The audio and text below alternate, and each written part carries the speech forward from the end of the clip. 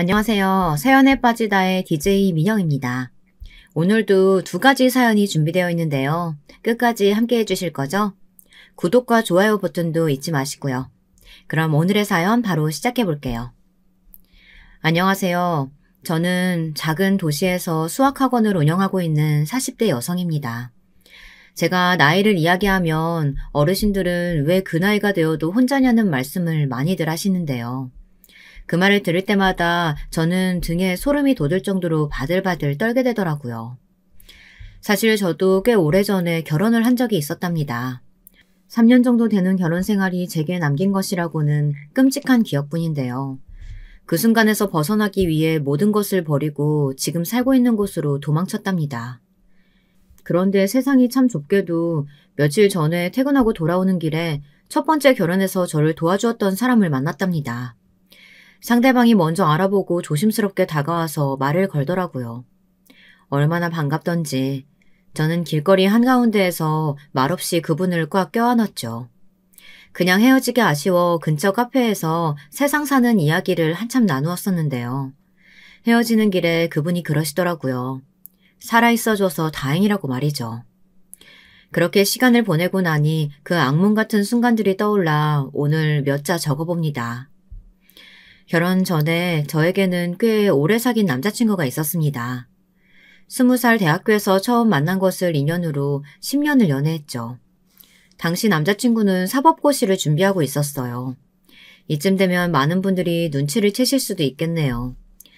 제가 영화나 드라마에서 종종 나오는 것처럼 그 남자의 고시 뒷바라지를 열심히 했고 남자가 사법고시에 떡하니 붙고 나서 아주 대차게 차였답니다.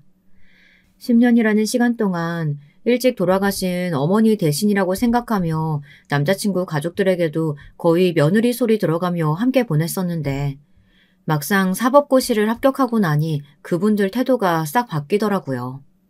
하루가 멀다 하고 집으로 부르셨던 분들이 이제는 제가 나타나는 것만으로도 불쾌하다는 얼굴을 하시고요. 결국 저는 10년의 연애사를 마치고 다시 솔로로 돌아왔죠. 시간이 길었던 만큼 추억도 많이 남았습니다. 그 때문에 이별을 참 많이도 힘들어했어요. 제일 크게 느낀 것은 허전함이었어요. 그런 저를 옆에서 챙겨주던 사람이 바로 전 남편이었습니다. 같은 직장에서 근무하고 있던 동료 선생님이었던 전 남편은 제가 남자친구와 잘 만나고 있을 때에도 제게 호감을 표현하는 사람이었어요. 제가 몇 번이나 거절을 했지만 포기가 잘 되지 않는다고 하며 주변을 맴돌았답니다. 학원을 옮긴 뒤에도 자주 연락을 했었는데 남자친구와 헤어지고 나서는 더 적극적으로 다가와 주었어요. 학원 마치는 시간에 맞춰서 데리러 온다거나 자신도 시험 기간에 신경 쓸 일로 머리가 아플 텐데 제 기분 풀어주겠다고 주말에 근교로 드라이브를 나가자고 권해주기도 했죠. 사실 당시에는 싫지는 않았습니다. 주는 것에 익숙하던 제게 뭐든 주고 싶어하는 남자의 등장은 혹할 정도로 매력적이었죠. 그런 전 남편에게 단점이 있다면 집착이 강하다는 것이었어요. 자신이 전화를 걸었는데 제가 받지 못하는 경우가 생기면 무척 예민하게 굴며 그 시간 동안 제가 무엇을 어떻게 하고 있었는지 알고 싶어 하더군요. 전 남편과 함께 가는 것이 아니라면 제가 어디서 누구를 만났는지 다 알아야 하는 사람처럼 굴었습니다. 물론 처음에는 그런 것들이 너무 부담스럽고 힘겨웠어요. 감시당하는 기분이 들었다고나 할까요?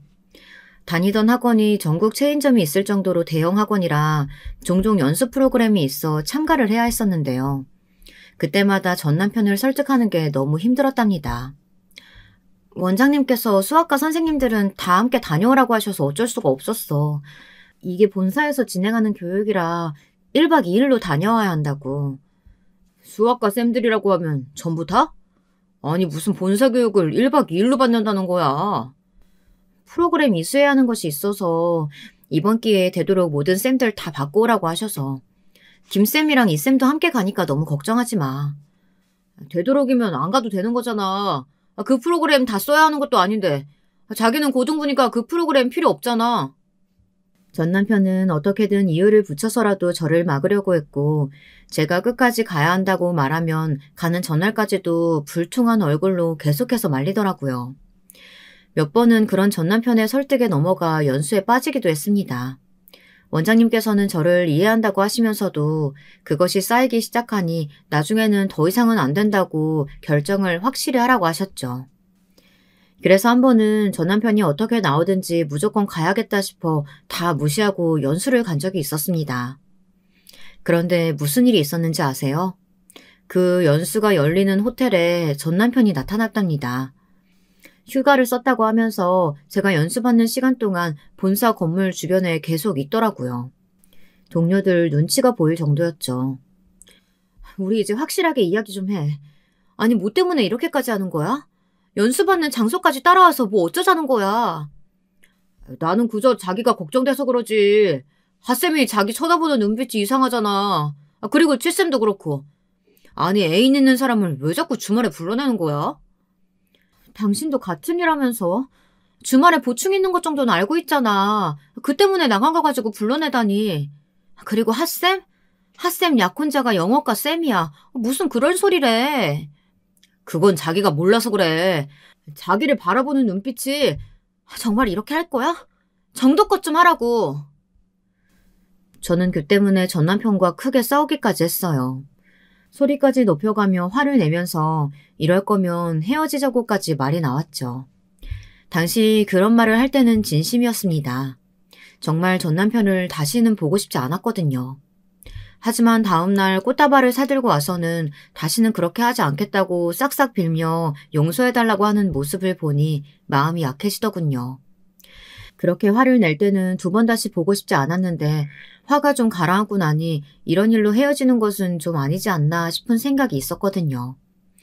그래서 전 남편에게 두 번 다시 이런 일을 만들지 않겠다는 확답을 받고 나서야 화해를 했죠. 이때 낌새를 눈치채고 바로 헤어졌어야 했는데 말이죠. 제가 그걸 못해서 지옥에서 살고 겨우 탈출을 할 수 있었답니다. 결혼 초반만 하더라도 전 남편은 저와의 약속을 잘 지켜주었어요. 물론 한 번씩 집착 증세를 보이기도 했지만 그것도 잠깐이었죠. 그래서 전 남편이 그런 계획을 세울 것이라고는 조금도 생각하지 못했답니다. 하루는 시댁에서 전화가 왔어요. 시부모님은 없으셨고 전 남편을 자식처럼 키워주셨던 할아버님은 계셨어요. 친척 관계도 아니라고 하는데 어릴 때 전 남편의 보호자 역할을 하셨다고 하더라고요.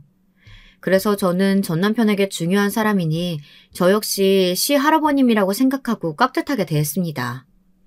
그런데 그런 시할아버님께서 위독하시다고 하더라고요. 전 남편과 저는 헐레벌떡 시골로 내려갔죠. 그런데 막상 내려가니 시할아버님께서 거동이 약간 불편하신 것을 제외하고는 제가 평소에 봐왔던 모습과 전혀 다른 것이 없더라고요. 하지만 전 남편은 나이가 있으시니 언제 달라질지 모른다고 하며 시할아버님 곁에 있어야 한다고 했죠. 저는 그런 전 남편의 마음을 충분히 이해했습니다. 그래서 공감했기에 전 남편과 함께 머물렀고요. 그런데 시할아버님을 모시는 날이 점점 길어질수록 저는 초조하기 시작했어요. 학원에다가는 일주일 휴가를 겨우 부탁해서 받았기는 하지만 더 이상은 무리였죠. 학원 일을 해보신 분들은 아시겠지만 휴가를 길게 얻는 것도 힘든 것이거든요. 학부모님들도 선생님이 길게 자리를 비우는 것을 이해하지 못하시기도 하고요. 그래서 4일째 되는 날 저는 전 남편에게 이만 올라가자고 말했어요. 그런데 그 말을 하는 순간 전 남편의 얼굴이 확 바뀌더라고요. 제가 단 한 번도 본 적 없는 얼굴이었죠. 지금 몸도 불편하신 할아버지를 두고 가자는 말이야? 딱히 편찮으신 것도 없고 생활하시기 불편한 점이 있다면 간병인을 구하든 그게 불안하면 우리가 모시고 올라가면 되잖아. 꼭 여기가 아니어도 되고. 사실 병원 인프라로 보면 모시고 가는 쪽이 할아버님께 도움이 될 것 같은데 왜 우리가 여기 계속 있어야 한다는 거야. 당신 어떻게 그런 말을 할 수가 있어? 친구분들도 다 여기 계시는데 할아버지께서 우리랑 같이 올라가시는 일이 쉬울 것 같아? 학원에서는 언제 올라오냐고 자꾸 전화 오지. 학부모님들은 학원 옮기는 거 아니냐고 물어보지. 나도 일이 있는데 이렇게 무작정 있을 수는 없잖아. 저는 전 남편에게 솔직히 지금의 상황을 이야기하고 방안을 찾아보자는 이야기를 했습니다. 하지만 전 남편은 귀를 닫고 있었던 건지 제 말이 하나도 들리지 않는 것처럼 굴더군요. 시 할아버님을 버리고 가는 못된 손녀 며느리 프레임을 제게 씌우고는 어떻게 그럴 수 있느냐고 몰아가기 시작했어요. 저는 최대한 침착하게 대응하려고 했지만 막무가내로 나오는 전남편에게는 전혀 통하질 않았죠. 그래서 결국 먼저 올라가겠다고 말했더니 전남편이 벌떡 일어나 제 손에 들고 있던 핸드폰을 빼앗아서는 벽에 던져버리는 것이 아니겠어요? 그 순간 제가 얼마나 놀랐는지 직접 겪어보신 분들이 아니라면 상상도 못하실 거예요. 예전에 가부장적인 가정에서 밥상을 엎어버렸다는 이야기를 들은 적이 있기는 하지만 실제로 자기 기분에 물건을 던지는 사람을 직접 만난 적이 없어서 제게는 숨이 턱 막힐 정도로 충격이고 공포였습니다. 말이 나오질 않더군요. 전 남편은 핸드폰을 던진 것으로는 분이 풀리지 않았는지 바닥에 떨어진 핸드폰을 발로 밟으면서 마치 괴물 같은 소리를 내었습니다. 으르렁 같기도 하고 고함 같기도 했죠. 그 소리는 제게는 더 공포로 다가왔답니다. 한동안 저는 자리에서 한 발자국도 움직이지 못하고 멍하니 전 남편의 행패를 보고 있을 수밖에 없었습니다. 그렇게 날뛰던 전 남편은 헝클어진 머리를 정리하며 할아버지께서 괜찮아지실 때까지는 이곳에 있을 거라고 말하고는 나가버렸죠. 전 남편이 나가고 나서야 저는 더 이상 후들거리는 다리로 서 있지 못하고 그대로 바닥에 주저앉았습니다. 10분도 채 되지 않는 시간이었지만 제게는 10시간 정도 되는 것 같은 기분이었죠. 저는 떨리는 손으로 핸드폰을 들었지만 이미 형체를 알아볼 수 없을 정도로 망가진 핸드폰은 더 이상 기능을 하지 못했습니다. 제가 더 충격적이었던 것은 전 남편의 태도였어요. 저는 무서워 죽을 것 같은데 전 남편은 그런 자신의 행동을 기억도 못하는 사람처럼 제게 평소와 다름없이 행동했죠. 저는 전 남편이 제 몸에 손이 닿는 것만으로도 무서워 온몸이 바들바들 떨렸지만 전 남편은 그런 저의 모습은 안중에도 없어 보였답니다. 그렇게 일주일의 시간이 흘렀어요. 전 남편은 제가 밖으로 외출이라도 할 것 같으면 어디를 가느냐고 함께 가자고 따라다녔어요. 물론 새 핸드폰을 사러 나간다는 말을 해도 되겠지만 저는 그 말을 내뱉으면 안 될 것 같다는 생각이 강하게 들었어요. 그래서 전 남편의 눈치만 보고 있었죠. 그날은 시아 할아버님의 병원 검진 날이 있는 날이었어요. 평소라면 전 남편이 모시고 갈 텐데 그날따라 자신이 다녀올 곳이 있으니 저더러 모시고 다녀오라고 하더군요. 저는 시아 할아버님과 함께 병원에 갔다 근처 대리점으로 가서는 바로 새 핸드폰을 개통하였어요. 이전에 쓰던 번호와는 아예 다른 것으로 말이죠. 그리고는 학원 번호를 검색해서 연락을 했어요. 원장님께서는 걱정스러운 목소리로 아픈 곳은 괜찮냐고 묻더군요. 저는 이게 무슨 소리인가 당황스러워 제대로 대답을 하지 못했어요. 남편이 와서는 자기 건강이 너무 나빠져서 시골에 내려가 요양을 좀 해야 한다고 금방 왔다가 갔어. 자기 짐 다 챙겨서 말이야. 내가 지난주 자기 아프단 소리 듣고 얼마나 놀랬는지 알아? 아프면 말을 했었어야지. 나는 그것도 모르고 휴가 너무 길게 쓰는 거 아니냐고 괜히 눈치 줬잖아. 미안해. 남편이 제 짐을 챙겨갔다고요? 언제요? 어머, 자기 몰랐어? 10분 전인가? 자기 짐 싹 다 챙겨서 갔어. 저는 전 남편의 이런 무개념적인 행동에 화가 치밀어 올랐습니다. 분명 저를 존중해달라고 결혼 전부터 그렇게 이야기했는데 이렇게 나온다는 것은 용납되지 않았어요. 저는 원장님과 전화를 끊고는 오늘 무슨 일이 있어도 단판을 지어야겠다고 생각했어요.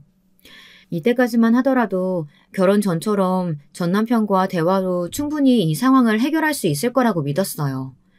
위협적인 행동을 하기도 했지만 그 행동의 대상이 제가 될 것이라고는 정말이지 조금도 생각하지 않았거든요. 하지만 그날의 전 남편의 행동을 진지하게 생각하지 못했던 제가 미련했던 것이었죠. 저녁이 되어서야 전 남편이 집으로 돌아왔어요. 저는 당연히 제가 쓰던 물건들을 가져갔다길래 들고 올 줄 알았는데 빈손이더군요. 저는 어디를 다녀오느냐고 물었지만 전 남편은 시 할아버님을 모실 만한 병원을 알아보고 왔다고 하더군요. 그게 다냐고 물었지만 몇 군데나 돌았지만 막상 마음에 드는 곳이 없어 고민이라는 엉뚱한 말만 하더군요. 저는 바로 벌떡 일어나 전 남편을 바라보며 학원 이야기를 꺼냈습니다. 내가 아파서 학원을 그만둔다니? 그런 이야기는 도대체 왜 하고 다니는 거야? 내가 아프다고? 어딜? 내가 어딜 아파서 학원을 그만두는데? 학원에 전화라도 걸었어? 핸드폰도 없는데 무슨 수로? 설마 개통을 한 건가? 여보, 그게 중요한 게 아니잖아. 어떻게 나한테 한마디 말도 없이 내가 다니는 학원을 가서 퇴사 통보를 할 수가 있어. 내가 당신한테 그렇게 해도 괜찮아? 어차피 더 이상 갈 수도 없는데 무책임하게 정리하는 것보다는 아파서 그렇다고 포장하는 쪽이 더 낫지 않겠어? 다 자기 생각해서 한 일이야. 이렇게 화낼 필요 없어. 전 남편은 떳떳하다는 얼굴로 다 저를 위해서 한 일이라고 하더군요. 저를 위해서 했다고는 하지만 제 의견은 한 번도 물어본 적이 없었잖아요. 그런데 무슨 저를 위해서라고 말도 안 되는 소리였죠.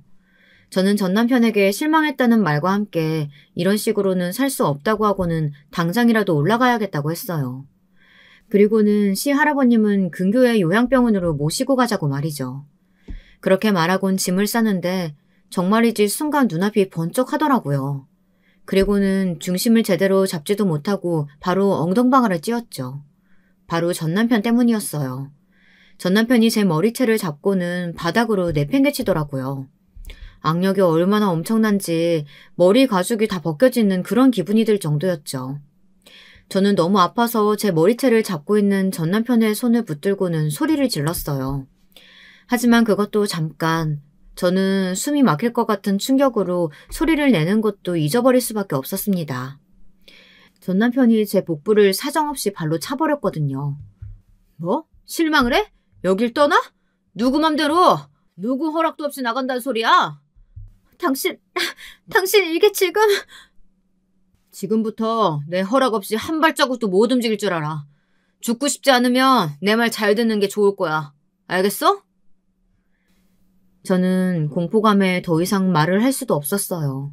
제가 조용해지자 전 남편은 만족스럽다는 듯이 쥐고 있던 제 머리채를 놓더니 제 머리를 정돈해주곤 밖으로 나갔어요. 그리고 문이 잠기는 소리가 울렸죠.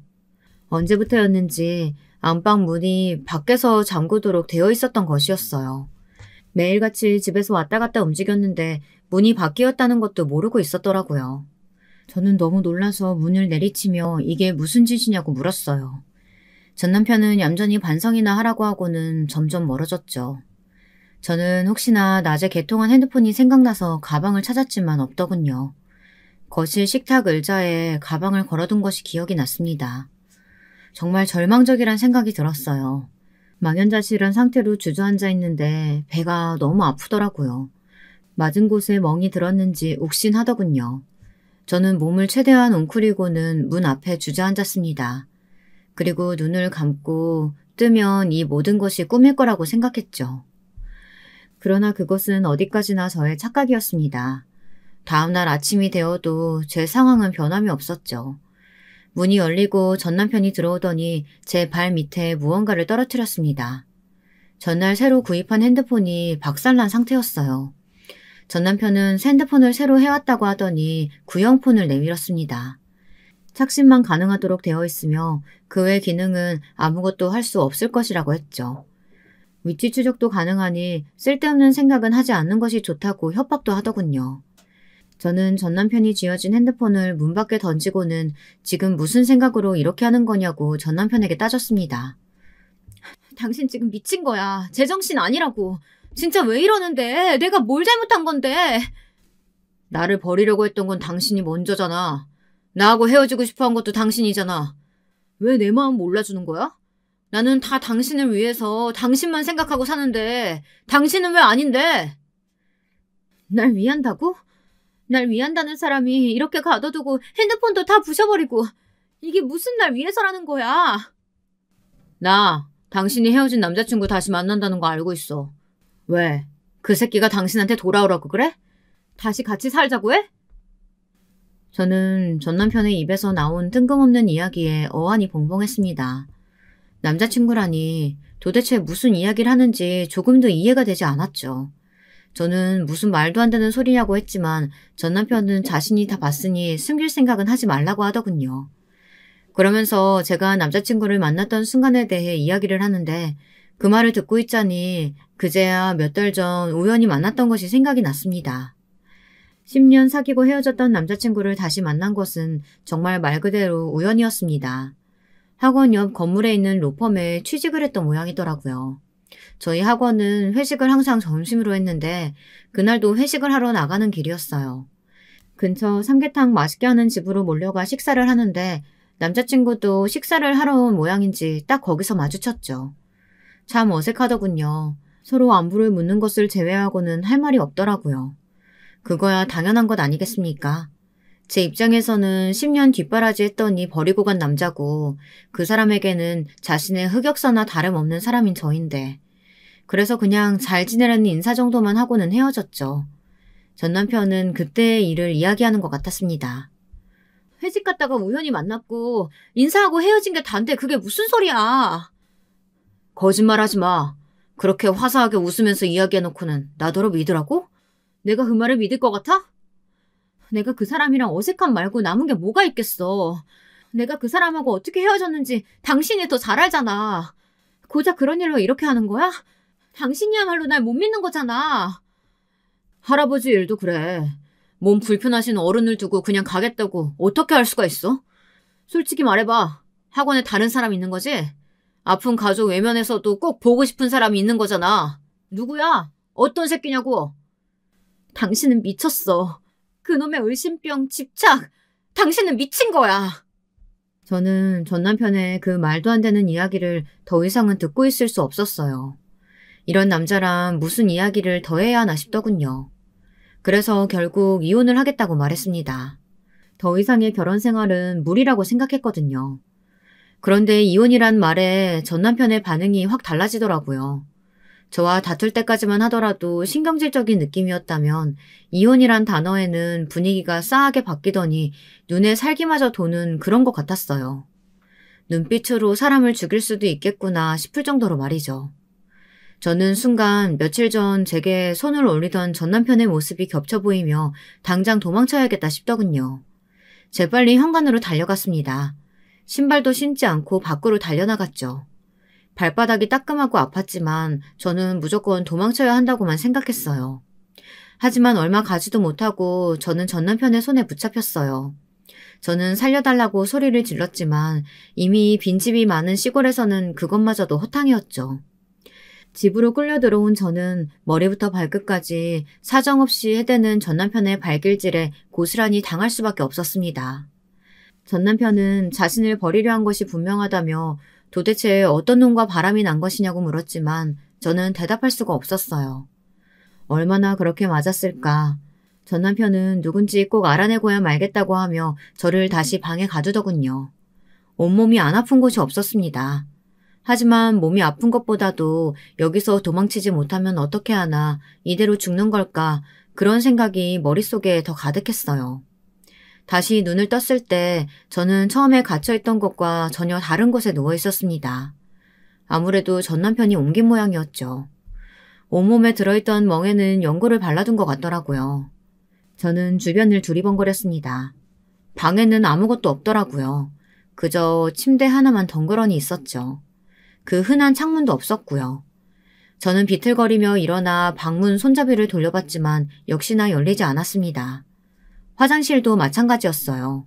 거울이 없더군요. 저는 기가 차서 헛웃음만 나왔습니다. 가보지도 않았지만 교도소도 이곳보다는 낫지 않을까 생각이 들더군요. 얼마나 더 시간이 지났을까 문이 열리고 전 남편이 들어왔습니다. 잘 잤어? 어때? 기분은 좀 나아졌고? 어제 당신 너무 흥분했더라고. 지금은 괜찮지? 사람을 이렇게 가둬뒀으면서 괜찮은지 묻는 거야? 당신 정말 진심이야? 그러게 왜 생각 없이 아무 말이나 내뱉어. 말이라는 게 얼마나 중요한데. 자신의 상황을 잘 보고 말해야지. 밥 먹자. 내가 자기 좋아하는 김치찌개 끓여놨어. 필요 없어. 저는 전 남편과 마주 앉아 밥을 먹는 상상만으로도 속이 뒤집히는 것 같아 단호하게 거절했습니다. 하지만 전 남편은 제 말은 들리지도 않는 사람처럼 제 팔목을 잡아 끌고는 밖으로 나가더군요. 거실로 나온 저는 깜짝 놀라고 말았습니다. 저는 단순하게 방을 옮긴 줄 알았는데 그게 아니었던 거였죠. 처음 보는 장소였어요. 거실의 한쪽 벽에는 커다란 웨딩 사진이 걸려 있었죠. 저는 여기가 어디냐고 물었지만 전 남편은 어서 밥을 먹어보라고 말하며 대답 대신 엉뚱한 말만 늘어놓았죠. 저는 먹지 않겠다고 버티면서 여기가 어디냐고 물었어요. 전 남편은 숟가락에 밥을 가득 떠서 제 입에 가져다 댔습니다. 하지만 저는 완강하게 거부했죠. 그때였어요. 전 남편이 숟가락을 바닥으로 던지더니 제 뺨을 세게 내리치더군요. 그 힘에 저는 휘청거리며 식탁 의자에서 굴러 떨어졌어요. 전 남편은 바닥에 널브러진 제 머리채를 잡아 일으키더니 숟가락을 쥐어주며 먹으라고 말했어요. 제가 또 거부하자 이번에는 반대뺨을 때리더군요. 그렇게 몇 대를 맞고 나자 온몸이 떨리면서 싫다는 소리를 못하겠더라고요. 덜덜 떨리는 손으로 겨우 밥을 입 안으로 밀어넣었죠. 하지만 이미 속에서는 난리가 난 상태였고 결국 얼마 먹지도 못하고는 그대로 다 뱉어낼 수밖에 없었어요. 전 남편은 자신이 해준 것을 뱉어냈다고 식탁에 있던 반찬을 다 밀어내더니 저를 끌고 다시 그 방으로 들어갔습니다. 그리고는 반성을 하라는 알 수 없는 말을 남기고는 다시 저를 가두었죠. 지옥이 이런 것이구나. 저는 갇혀있는 시간 동안 제가 죽어서 지옥으로 떨어져도 이것보다는 낫겠다는 생각이 들었어요. 실제로 그런 극한 상황을 생각해보지 않은 것도 아니었습니다. 하지만 전 남편은 제가 그런 시도조차 하지 못하게 집안에 아무것도 두지 않더라고요. 밥도 직접 먹여줄 정도로 손에 무언가를 쥐고 있을 수가 없었어요. 그렇게 얼마의 시간이 흘렀는지 모르겠어요. 날짜를 세는 것도 포기하게 되었죠. 저는 점점 그런 생활에 익숙해져 갔고 더 이상 전 남편에게 반항을 한다는 것이 의미가 없다는 것도 깨닫게 되었습니다. 전 남편은 그런 제 모습에 상당히 만족스러워했죠. 그런 생활이 지속되는 와중에 저는 충격적인 사실을 마주했습니다. 제 뱃속에 새 생명이 들어있다는 것을 알게 되었거든요. 새로운 생명의 탄생이 제게는 저주처럼 느껴졌습니다. 아마 듣고 계신 분들 중에는 아이가 무슨 잘못이라고 그런 생각을 하느냐고 하실 수도 있지만 그 상황에서 제게는 저주 그 이상도 그 이하도 아니었거든요.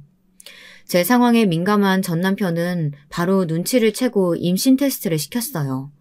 그리고는 선명한 두 줄을 보자마자 뛸 듯이 기뻐하며 병원을 가자고 하더군요. 얼마 만에 외출인가 싶었습니다. 저는 기회를 봐서 도망치겠다고 결심했죠. 하지만 병원에 있는 내내 전 남편은 단 1초도 제 곁을 떠나지 않았습니다. 검사를 할 때도 제가 겁이 많다고 하며 함께 있겠다고 했죠. 저는 큰 소리라도 지르고 싶었지만 제 어깨를 세게 감싸쥐고 있는 전 남편의 손길이 무섭기만 했습니다. 의사 선생님께서는 아이는 건강하다고 하며 자꾸만 저희를 힐끔거리며 바라보셨어요. 그럼 와이프는요? 와이프 건강에 이상이 있습니까? 왜 그런 눈으로 보십니까? 아니에요. 산모도 건강합니다. 어디서 만났던 적이 있는 것 같아서요. 계속 시골에 살다가 올라온 지 얼마 되지도 않았는데 그럴 리가요. 전 남편이 딱딱한 말투로 딱 잘라 말하자 의사 선생님께서도 더 이상 할 말이 없으신지 임신 초기에 주의해야 할 것들에 관해 이야기를 하며 다음 주에 다시 오라고 하셨어요. 전 남편은 무슨 병원을 또 오라고 하느냐고 했지만 의사 선생님께서는 초반에는 자주 확인하는 것이 중요하다고 말했죠. 전 남편은 임신 사실 때문인지 조심스럽게 저를 대하더군요. 거칠게 잡아 끌거나 밀치는 행동이 확 사라졌죠. 방에 가둬두는 일도 없어졌습니다. 다만 하루 종일 제 곁을 떠나지 않았죠.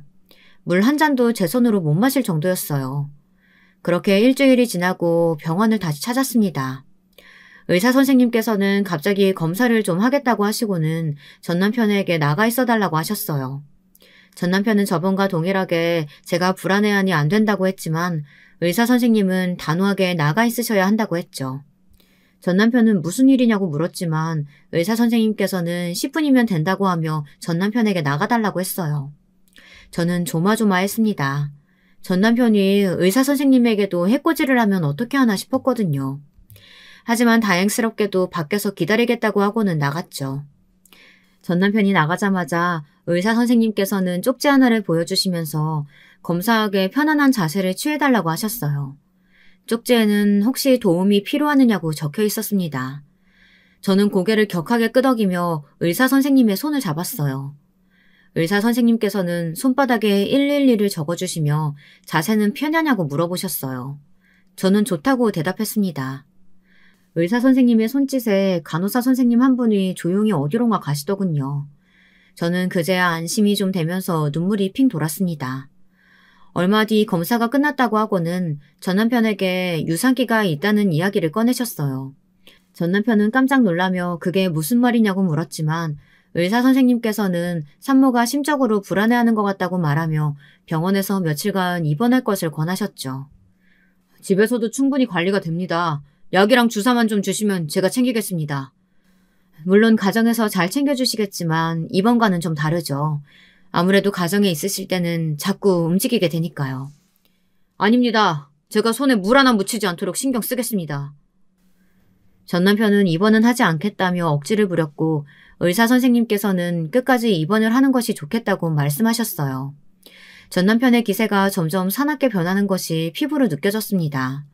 하지만 의사 선생님께서는 침착하게 전 남편을 설득하려고 하시더군요. 그때였어요. 진료실 문이 열리면서 경찰 2분이 들어오셨어요. 그리고는 전 남편이 반응하기도 전에 저와 전 남편 사이에 서더니 신고를 받았다고 말씀하셨죠. 전 남편은 이게 무슨 상황이냐고 소리를 질렀고 경찰은 전 남편에게 함께 가주셔야겠다고 말했어요. 이게 무슨 짓입니까? 제가 뭘 했다고 경찰과 함께 갑니까? 가서 이야기하시면 됩니다. 이야기는 무슨... 이것 봐! 당신들 진짜 경찰 맞아? 전 남편이 소리를 지르며 경찰의 손을 피했지만 경찰들은 차분하게 남편에게 무언가를 고지하고는 전 남편을 끌고 밖으로 나갔습니다. 의사 선생님께서는 휘청거리는 저를 붙들어 주시더니 간호사를 불러 저를 병실로 옮기라고 하셨어요. 그 장면까지가 제 기억의 마지막이었습니다. 정신을 차리고 나니 의사 선생님께서는 전 남편이 경찰에 끌려갔고 혹시 제가 연락을 취할 가족은 없는지 물어보셨어요. 저는 외삼촌이 계시기는 하지만 연락처가 없다고 솔직히 말씀드렸죠. 저는 대신 가장 친한 친구에게 전화를 하고 싶다고 했어요. 1시간 정도 후에 친구를 만날 수 있었습니다. 가장 친한 친구인 미영이는 유치원 다닐 때부터 친구였죠. 너 이게 무슨 꼴이야? 살은 왜 이렇게 많이 빠진 건데? 그동안 연락도 안 되더니 병원이란 말에 얼마나 놀랐는지 알아? 저를 본 미영이는 눈물이 가득한 얼굴로 저를 꼭 안아주었어요. 얼마 만에 느껴보는 온기인지 저도 미영이를 마주 안으며 너무 보고 싶었다고 말했죠. 미영이는 그간 무슨 일이 있었던 거냐고 물었고 저는 하나도 빼놓지 않고 다 이야기했어요. 제가 당했던 상황에 미영이는 기함을 토하며 무조건 고소해야 한다고 말했죠. 그리고는 좋은 의사 선생님을 만나 다행이란 소리와 함께 변호사부터 구해서 이혼 소송도 진행해야겠다고 말해주었어요. 이때만 하더라도 저는 전 남편에게서 해방이 되었다고 생각했어요. 증거도 증인도 명백하니 전 남편이 당연히 처벌을 받을 것이라고 말이죠. 하지만 상황은 이상하게 흘러가고 있었어요. 전 남편은 저를 정신이 이상한 사람으로 몰아가더군요. 저를 집에 가둔 것도 제가 혹시나 위험한 일을 저지를까 걱정이 되었기 때문이라고 말이죠. 정말이지 전 남편의 거짓말에 치가 떨리더군요. 저는 병원에서 찍은 사진들을 증거로 전 남편에게 맞았다고 진술했지만 오히려 전 남편은 그런 것들이 제가 스스로 만들어낸 상처라고 주장했어요. 그리고는 증거라고 제가 던져버린 구형 핸드폰과 제가 처음 신발도 없이 도망치다가 만든 상처 등을 찍은 사진을 제출하더라고요. 저런 사진을 남겼을 것이라고는 조금도 생각하지 못했어요. 그뿐만이 아니었습니다. 저는 받은 적도 없는 정신병원 검사 기록을 제출하고는 제가 심각한 우울증을 겪고 있었다고 하더군요. 학원을 그만둔 것도 그 때문이라고 하는데 정말이지 미치고 환장할 노릇이었어요. 하지만 제가 더 놀라고 충격을 받은 것은 전 남편이 증인이라고 내세운 사람들이었어요.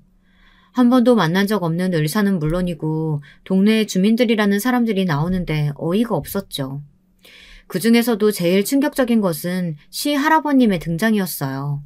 시 할아버님은 제가 결혼 초기부터 우울증을 겪고 있었다는 말과 함께 시골에 있는 자신의 집에 내려와 있는 동안 집안의 물건을 던져서 자신이 다친 적도 있었다고 했죠.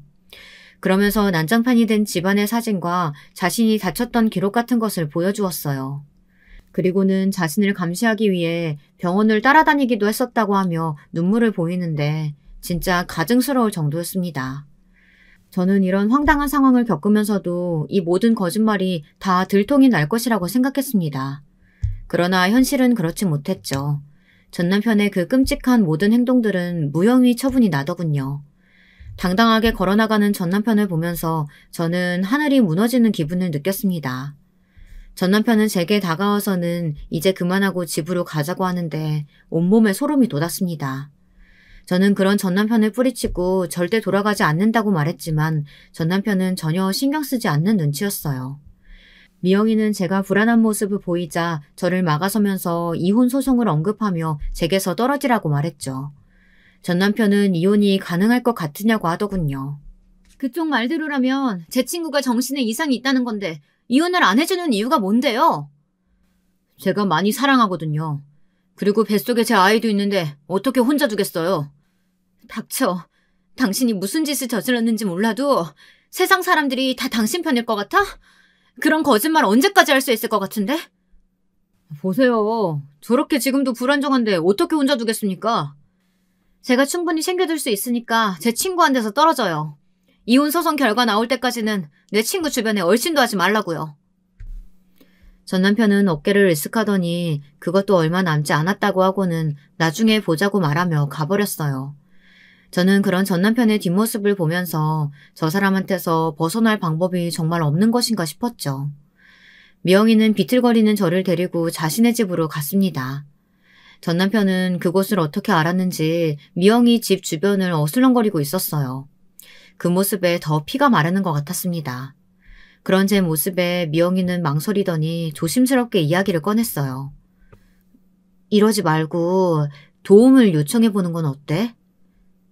도움? 어디다가? 전 남편이 무혐의를 받았는데 어디다가? 널 도와주실 수 있는 한 분 있잖아. 너희 아버지. 저는 미영이의 말에 입을 꾹 다물었어요. 사실 제게는 20년 전에 헤어진 아버지가 계셨어요.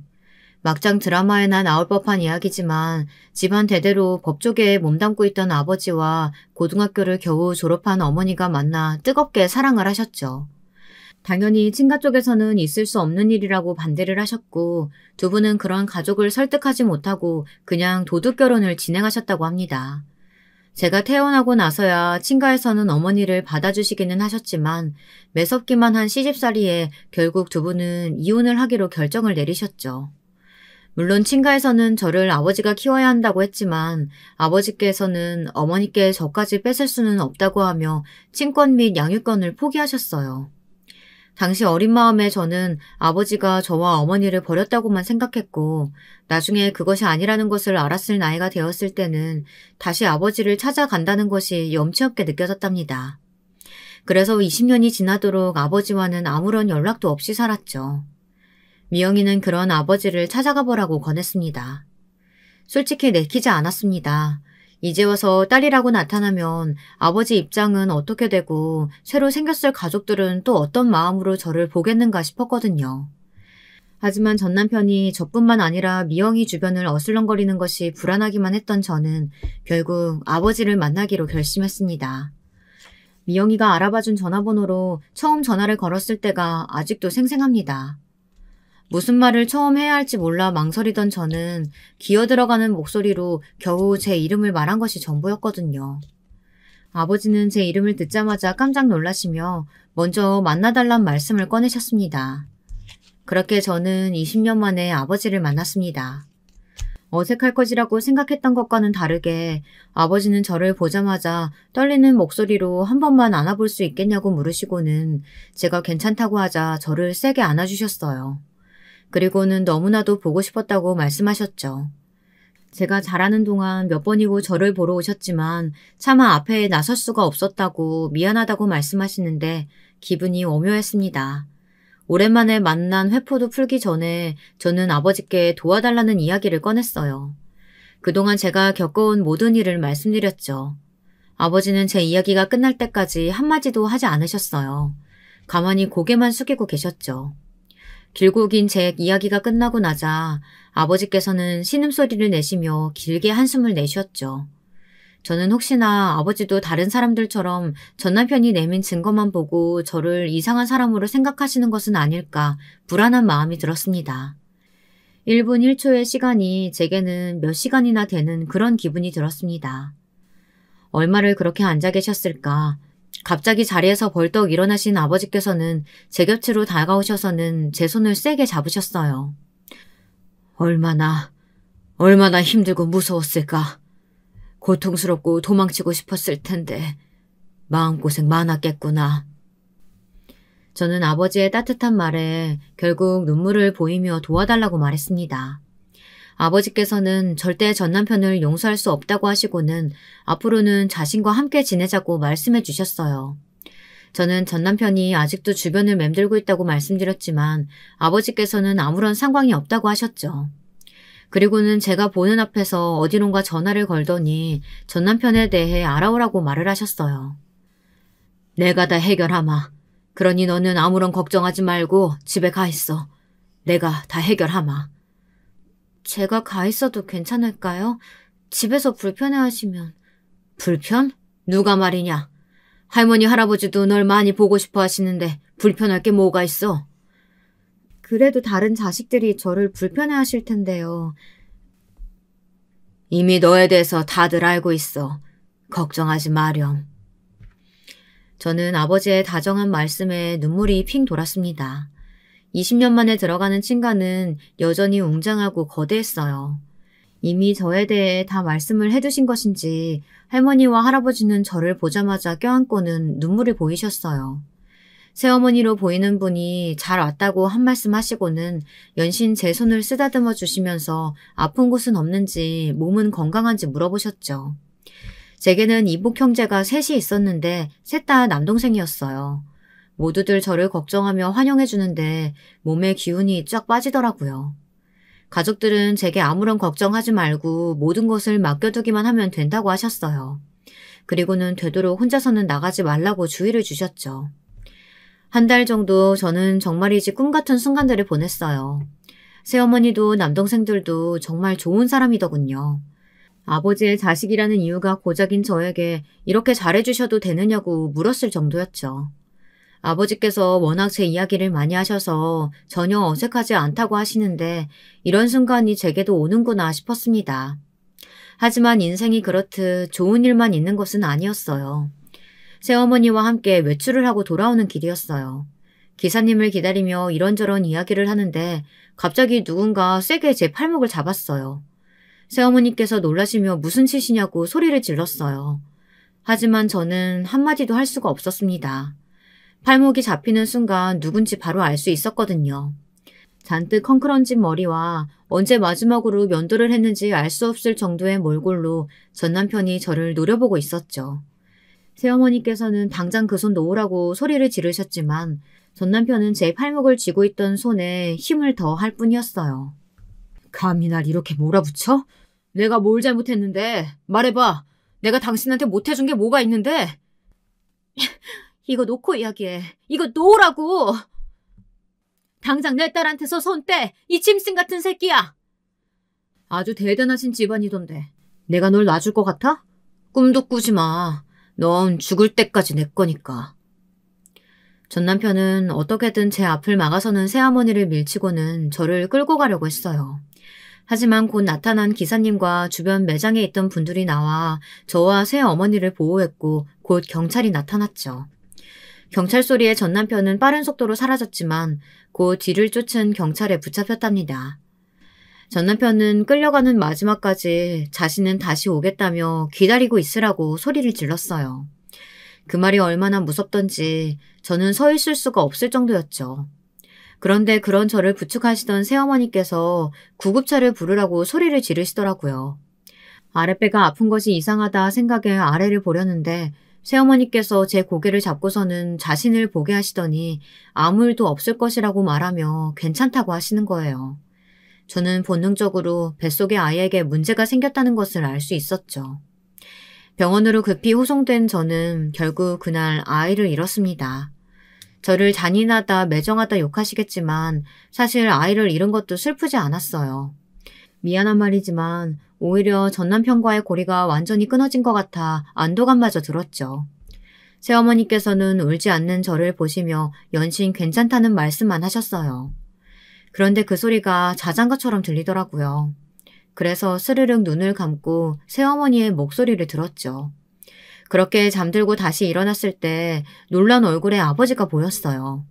아버지는 전 남편이 감시망을 빠져나갔을 것이라고는 생각지 못했다며 미안해 하셨죠.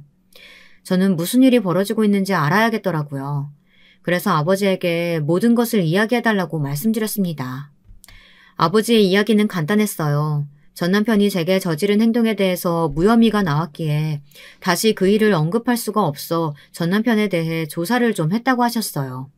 저를 집에 가둬두고 본인도 집 밖으로 나간 일이 손에 꼽을 정도였다는 제 말에 전 남편이 다른 루트로 돈을 벌고 있을 것이라고 생각하셨던 아버지는 전 남편의 금전관계를 하나도 빠짐없이 조사를 하셨다고 했죠.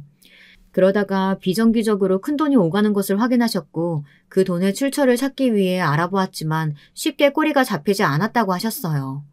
범죄 경력은 없지만 보통 얘기가 아니구나 싶었던 찰나 전 남편이 자주 드나들던 블로그를 조사하다가 놀라운 것을 발견했다고 하셨죠. 전 남편이 블로그를 통해서 불법 도박을 하고 있었다는 거예요. 그것뿐만이 아니라 일본에서 유행하는 것으로 집이 없는 청소년들을 알선해서 돈까지 챙기고 있었던 거죠. 저를 찾아온 날 범죄 사실이 발각된 것을 알게 된 전 남편이 도망을 다니던 중이었다고 해요. 저를 찾아온 것도 자신의 범죄 사실이 들통난 이유가 저 때문이라는 것을 알게 되었기 때문이라고 하셨죠.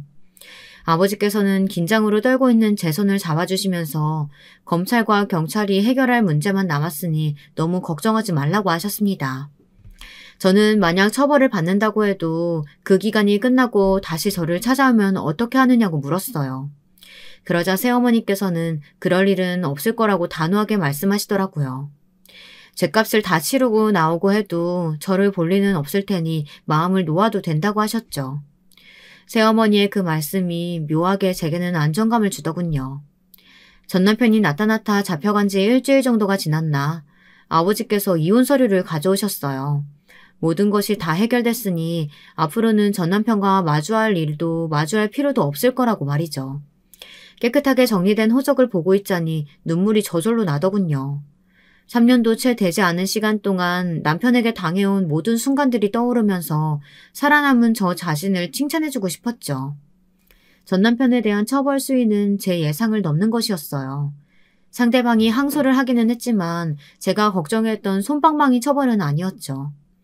저는 모든 것이 정리되고 나서 저를 아는 사람이 없는 작은 소도시로 이사를 갔어요. 부모님은 함께 있자고 하셨지만 다시 시작하고 싶었던 저는 정중하게 거절했죠. 아직도 저는 밤길이 무섭고 남자가 가까이 다가오면 경계부터 하게 되지만 그래도 그때와 비교하면 정말 잘 살고 있는 것 아닐까 싶어요. 매일같이 제가 괜찮은지 물어보는 새어머니와 아버지도 계시고 결혼해서는 조카들 사진을 보내주는 동생들도 있는걸요. 시간이 약이라고 하니 그때의 상처도 언젠가는 지워지겠죠.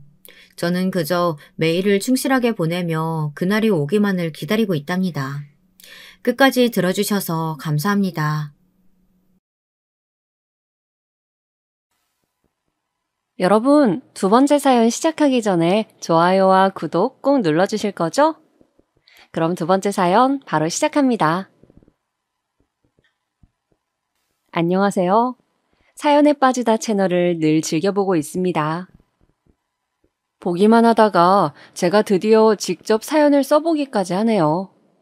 어쩌면 별것 아닌 사연이 될 수도 있어요. 사실은 제가 살아오면서 보고 듣고 느낀 것을 잔잔하게 꺼내어보고 싶은데 저를 잘 모르는 사람들한테 이야기를 하고 싶거든요. 바로 이 바람을 가지고서 사연을 작성하게 되었습니다. 저의 인생에 존재하셨다가 떠나신 저의 할머니가 생각났기 때문이죠. 저는 지금 대도시에 살고 있지만 제가 한때 신세를 지기도 했던 할머니의 댁은 어느 산골 마을의 자리에 있었습니다. 당시에 이웃집들의 가구 수가 30가구나 되었을까요? 아침 저녁으로 쳐다보게 되는 높디 높은 산은 사방으로 밋밋하게 그 산줄기를 문어발처럼 수없이 뻗어놓아서 그 산등성이마다 골짜기마다 크고 작은 마을들이 마치 숨바꼭질하듯이 숨어 있었습니다. 할머니의 댁은 그 마을들 중에서 작은 마을에 해당되었죠. 주로 고추 농사들을 하면서 살았어요. 70대는 물론이고 80대 할머니들까지 꼬부라진 허리들을 한 채 농사철이면 모두 밭에 나가서 큰 일꾼 노릇을 하였더랍니다.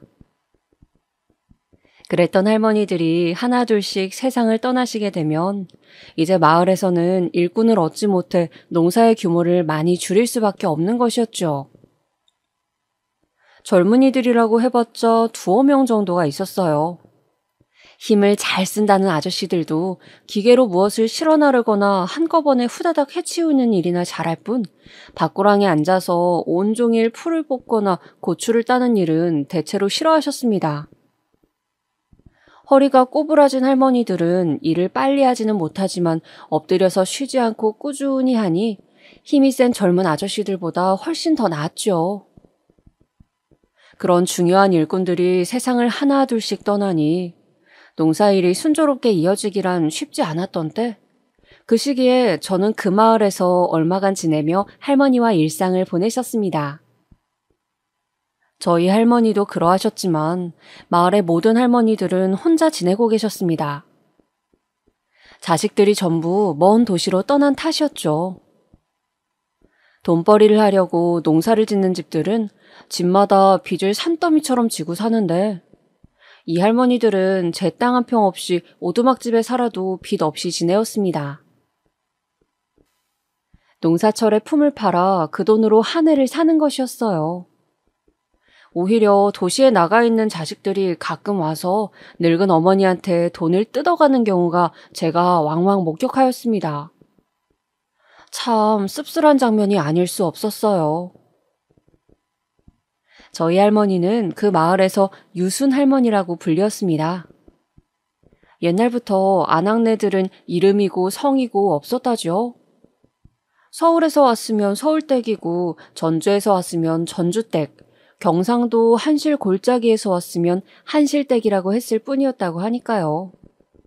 그런데 무슨 댁이 아니고 유순 할머니라고 하게 된 것은 손녀의 인상이 강렬했기 때문입니다. 제 이름이 바로 유순이었거든요. 그래서 마을 사람들이 할머니에게 붙여준 이름 유순 할머니였습니다. 부모님의 사정으로 저는 곧잘 할머니 댁에 맡겨지곤 했었죠. 아주 어렸을 때부터요. 저희 할머니는 농사철이면 날마다 이웃집에 불려가서 아침부터 저녁까지 일을 했는데 워낙 나이가 많아서 힘이 들기도 하지만 비슷한 나이의 할머니들이 세상을 다 떠나버려서 혼자 많은 일을 하려니 계속 힘에 부처 하셨습니다. 그래서 제가 있는 동안에는 늘 일을 도와드렸어요. 저희 할머니라는 인물의 역사를 남기고 싶어서 적어보자면요. 이북 출신이셨습니다. 고향이 평양 근처의 동네였는데 땅을 많이 가진 지주의 집안이라서 일제강점기 시절에도 큰 어려움은 없이 살았던 모양이었죠. 해방이 되자 북녘에는 곧 소련군이 들어와서 공산주의 세상이 된다고 말들이 크게 돌았고 가족들은 당장 짐을 싸게 되었습니다. 그렇게 38선을 넘어 남쪽으로 오게 되었던 겁니다. 해방 직후에는 아직 38선이 막히지 않아서 누구든지 넘나들 수 있었다고 하더군요. 지금에 와서 생각하자면 말도 안 되고 신기한 일이에요. 온갖 짐을 다 싸들고 월남한 뒤로는 서울에서 자리를 잡았다고 합니다. 하지만 뜻밖의 사태가 발발하였습니다. 시기를 보면 짐작이 가시죠? 바로 6.25 전쟁이 벌어졌던 거예요. 그 전쟁터 한복판에서 가족들이 전사를 하게 되었습니다. 할머니는 목숨을 건졌지만 넉넉했던 살림이 거덜났던 것은 물론이요. 이제는 그날 입에 풀칠을 할 수도 없게 된 상태였다고 해요. 이대로는 꼼짝없이 굶어 죽겠구나. 모두가 어려운 이 상황에서 동량을 해봤자 그게 얼마나 통할 것이며 내가 버틸 수 있을까? 차라리 어디 산골에 들어가 그런 곳에 마을이 있는지 찾아보자. 아직 정신이 또렷하고 체력이 남아있을 때 움직여야겠다. 오로지 그런 생각만으로 할머니는 정처 없이 떠돌았다고 합니다. 이 지역 저 지역을 돌아다녔고 죽을 고비도 넘기다가 마지막으로 발길을 멈추었던 곳이 바로 이 작은 마을이었던 것이에요. 오갈 데 없는 할머니를 당시의 마을 사람들은 불쌍히 여겨 받아주었다고 합니다. 이 마을에서 할머니는 인연을 만나 결혼을 하게 되었어요. 그 당시 온 나라가 초토화되었던 상황이었는데 산골 마을이라고 사는 형편이 좋았을 리 없죠. 가진 재산이라고는 아무것도 없는 상태에서 결혼을 하였기 때문에 마을 사람들이 먹을 것을 조금씩 갖다 주어서 그것으로 상을 차리고 백년가약을 맺었다고 합니다. 세월이 흐르면서 자식들도 낳아 길렀죠. 그러나 가시밭길로만 걸어온 할머니의 험난했던 삶은 이 마을에 뿌리를 내리고 나서도 달라지지 않았고 오히려 더 그 길이 험악해서 사람으로 마땅히 지녀야 할 정신마저도 흐트러지게 될 정도였다고 합니다. 할아버지는 가진 재산이 전혀 없었던 가난뱅이인 것도 모자라서 극심한 술고래였다고 해요. 술을 즐기다 보니까 자연스레 노름이 따라왔죠. 쥐꼬리만한 돈이라도 집안에 벌리면 그걸 술과 노름으로 다 날려버리는 게 할아버지의 몫이었다고 합니다. 그 삶이 얼마나 고달프고 애간장이 탔는지 할머니는 또래보다 일찍 새치머리가 나기 시작했다고 해요. 하도 스트레스를 많이 받으셔서 그랬겠죠. 늘 고단하고 힘들었던 할머니를 도와주던 손길도 이 마을에 존재하였습니다. 이거 별로 양은 얼마 안 되지만 끓여다가 애들 좀 먹이고 그래요. 네? 이렇게 귀한 식량을 또 고마워서 어떡해요. 매번 신세를 지내요. 도움 안 주셨으면 저랑 저희 아이들은 진작에 이 세상 뜨고 없지 않았을까 싶어요. 제가 반드시 이 은혜를 갚아야지 그렇게 생각하고 있습니다. 아유, 됐어요. 우리 집은 슬슬 이 마을을 떠날까 생각하고 있어요. 친척들이 지금 다 서울에서 자리를 잡았으니 그쪽에 기생하다 보면 어떻게 해서든 우리 집도 서울에서 정착할 수 있지 않을까 싶어서요. 어쨌든 우리가 이렇게 왕래할 날은 오래 남지 않았지만 그때까지 잘 지내봅시다. 내가 도울 수 있는 데까지 돕고 떠날게요. 마음씨 좋았던 어떤 집의 도움으로 할머니는 몇 번이고 건사할 수 있었다고 합니다. 서울에서 자리를 잡거든 반드시 그 주소를 알려달라고 할머니는 신신당부를 하셨다죠. 저희 할머니는 정이 많고 수더분한 인물이었습니다. 벌레 한 마리라도 함부로 밟지 않으려던 분이셨으니까요. 그리고 남에게 조금이라도 도움을 받으면 그것을 잊지 않고 반드시 그만한 갚음을 해주어야 한다는 말씀을 늘 입에 달고 사셨습니다. 이웃집 농사일을 도와줄 때도 자기 집 일처럼 언제나 성실하게 하였고요. 이런 저희 할머니는 더 이상 이 세상에 존재하는 분이 아닙니다. 차가운 바람이 솔솔 불어오기 시작하던 초겨울의 어느 조용한 아침, 그보다도 더 조용하게 영원한 잠 속으로 빠져드셨습니다. 그리고 할머니께서 남겨주신 인연은 아직도 현재 진행형으로 이어지고 있습니다. 이 인연을 여러분과 나눠보고자 합니다. 그 시작은 할머니께서 저에게 쥐어주셨던 작은 메모지에서 출발하였습니다. 그 메모지에는 서울에 위치한 하숙집의 주소가 적혀 있었죠. 바로 과거에 할머님께 아낌없는 도움의 손길을 뻗어주셨던 그 집과 가까운 친척분이 운영하고 있다는 하숙집이었습니다. 그 집이 서울에서 자리를 잡는 것에 이 하숙집을 운영하는 친척분이 큰 도움을 주셨다는 후문이었습니다. 그래서 그 집분들은 할머니께 당신들이 서울에 자리를 잡았다는 사실을 알려주시면서 친척분이 운영하고 있는 하숙집의 주소를 남겨주신 것이었죠. 혹시 서울에서 도움이 필요하다면 이곳에 찾아가거나 연락을 해보라면서 말이에요. 할머니는 그 주소를 저에게 전달해 주셨던 것입니다. 혹시 쓸모가 있을지도 모른다면서요. 그리고 네가 여력이 되거든 그 집안 사람들을 좀 도와줬으면 좋겠구나.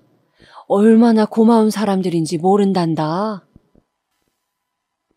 저는 할머니의 그 말씀을 기억하고 있었습니다. 그리고 정말로 제가 서울에 가서 지내게 되었을 때 저는 혹시나 하는 마음으로 그 하숙집을 찾아가게 되었습니다.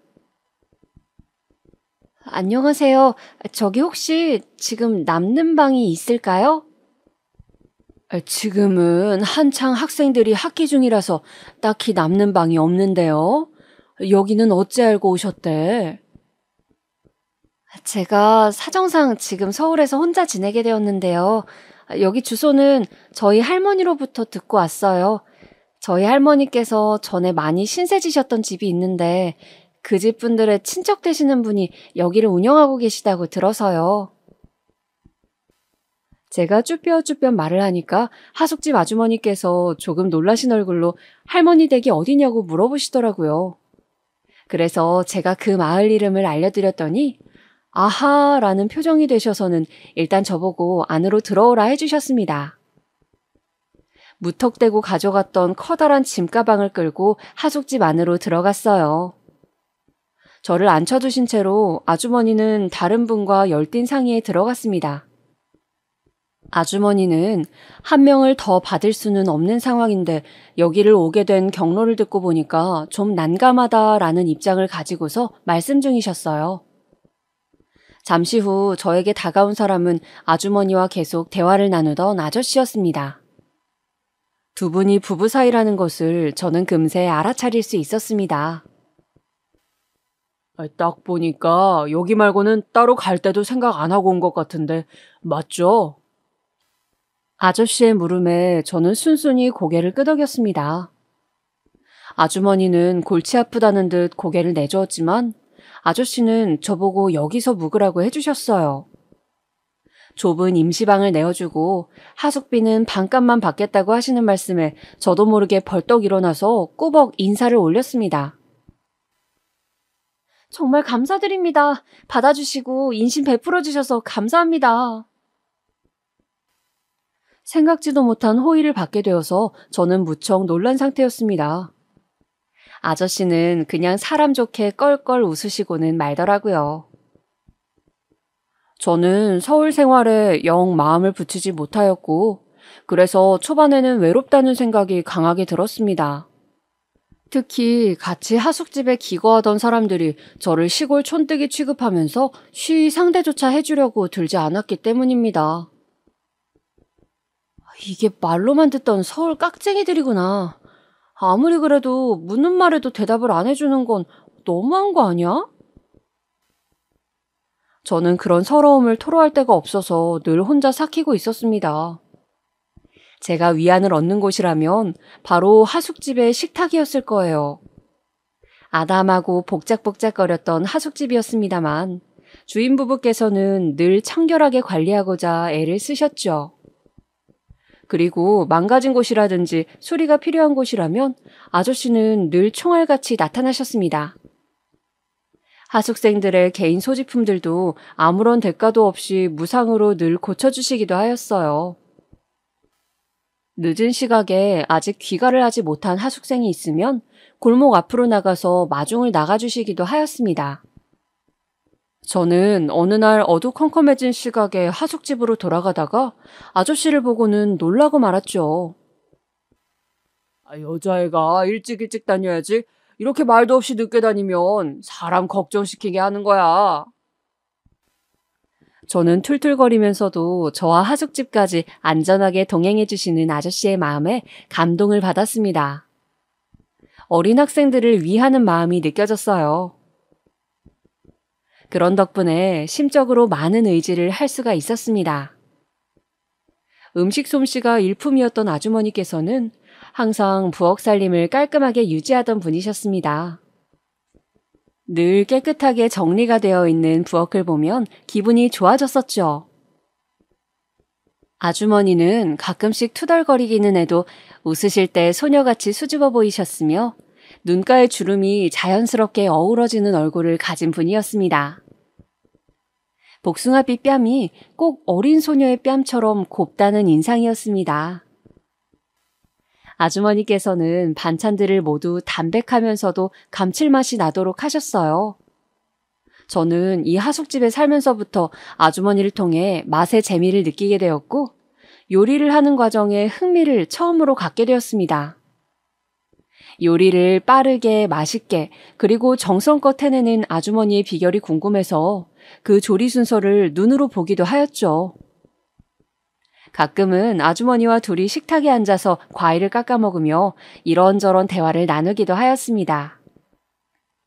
어른의 관점에서 저의 고민을 들어주시는 것은 저에게 큰 도움이 되었어요.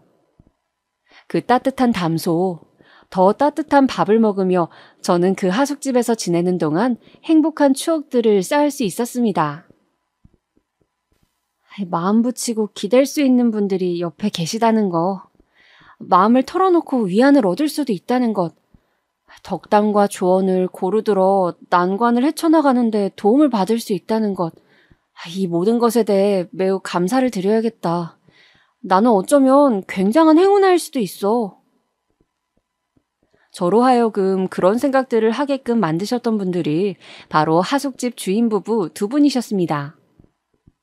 늘 하숙생들의 몸에 이로운 것만 해주시고 아플 때마다 걱정해주시고 체했을 때 직접 손도 따주시고 가끔 피곤으로 지쳐서 하숙집에 들어갔을 때 문을 열면 새어나오는 밥 냄새가 저에게는 꾸준한 위안이고 힘이었습니다. 하숙집 생활을 뒤로하고 나온 저는 이른 결혼을 하게 되었습니다. 남편과 결혼을 염두에 두기도 했었지만 뱃속에 작은 생명이 자리 잡는 바람에 그렇게 되었죠. 아이 2명을 낳고 평범하디 평범한 가정의 모습으로 살았어요. 하지만 평탄한 생활의 끝은 너무나도 금방 찾아왔습니다. 유독 남편이 피곤해 보이고 얼굴이 그늘져 보인다는 생각이 들었을 쯤이었습니다. 생각해 본 적도 상상해 본 적조차 없던 현실이 저희 가정에 닥쳐 있었습니다. 네? 의사 선생님, 지금 저희 남편이 암이라는 것도 모자라서 말기라뇨. 아파 보이기 직전까지만 해도 너무나도 아무렇지 않게 지냈어요. 그냥 평범한 일상을 보내고 있었는데 한순간에 암 말기 환자라뇨. 남편이 암에 걸린 것이었습니다. 암 환자들, 그 가족들은 아실 겁니다. 암이 진짜로 무서운 건 전이 때문이라는 사실을. 남편의 고향을 따라 저는 지방에 내려가서 결혼 생활을 했었는데요. 대구의 큰 병원에서 어떻게든 용을 써보았습니다만 현실은 냉정했어요. 자가호흡을 할 수 없어 커다란 산소통에 의지한 채 콧줄을 끼우고 누울 수조차 없어서 거실 소파에 앉아 남편은 그렇게 생활을 했습니다. 하루의 모든 시간을 그렇게 있었습니다. 그러니 제 생활이 어디 있었겠어요? 일을 더 해나갈 수도 없었습니다. 매 시간 남들보다 빠른 속도로 죽음에 가까이 다가가고 있는 사람이 집에 있는데 어떻게 제가 바깥 생활을 해나갈 수가 있었겠어요? 이젠 정말 마지막이었습니다. 그것을 예감할 수 있었던 때 바로 그 마지막에 다다라서야 저희 부부는 서울행에 올랐습니다. 쌀쌀했던 그 새벽 한 4시나 됐었을까요? 어둠을 뚫고 우린 차에 올랐습니다.